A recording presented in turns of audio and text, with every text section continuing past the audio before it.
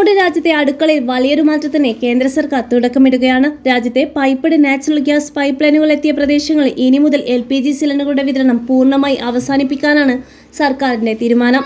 അന്താരാഷ്ട്ര വിപണിയിലെ crude oil വിലക്കയറ്റവും middle ഈസ്റ്റിലെ സംഘർഷങ്ങൾ മൂലം LPG ഇറക്കുമതിയിൽ നേരിടുന്ന വെല്ലുവിളികളും കണക്കിലെടുത്താണ് ഈ കർശന നീക്കം.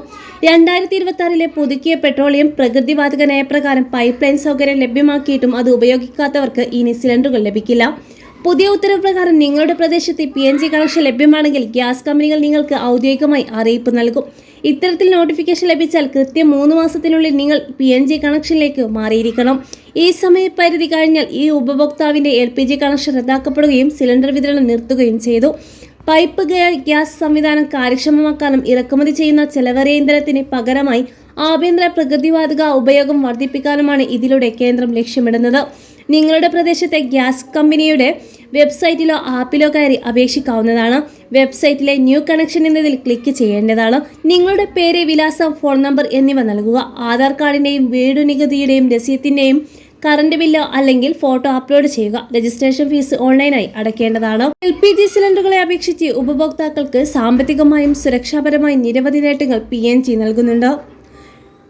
സാധാരണ LPG സിലിണ്ടറുകളെ അപേക്ഷിച്ച് 20 മുതൽ 30% വരെ കുറഞ്ഞ ചിലവിൽ PNG ലഭ്യമാകും. ഇത് ഒരു ശരാശരി കുടുംബത്തിന് വലിയൊരു തുക ലാഭിക്കാൻ സഹായിക്കും.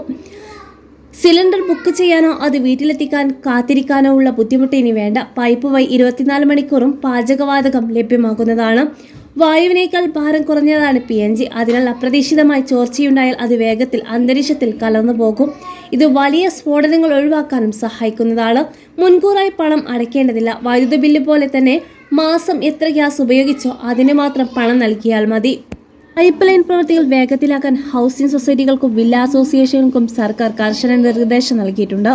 പൈപ്പ് ലൈൻ കമ്പനികൾ അനുമതി തേടിയാൽ 48 മണിക്കൂർ മുതൽ 72 മണിക്കൂറിനുള്ളിൽ ബന്ധപ്പെട്ട അധികൃതർ അനുമതി നൽകണം. അല്ലാത്തപക്ഷം അത് ഡീംസ് പെർമിഷനാക്കി കണക്കാക്കി പ്രവൃത്തി തുടങ്ങാൻ കമ്പനികൾക്ക് അവകാശമുണ്ടാകും. നഗരങ്ങളിലെ ഫ്ളാറ്റുകളിലും വില്ലകളിലും കണക്ഷൻ ലഭിക്കുന്നതിനുള്ള എല്ലാ തടസ്സങ്ങളും നീക്കാനാണ് ഈ നിർദ്ദേശം.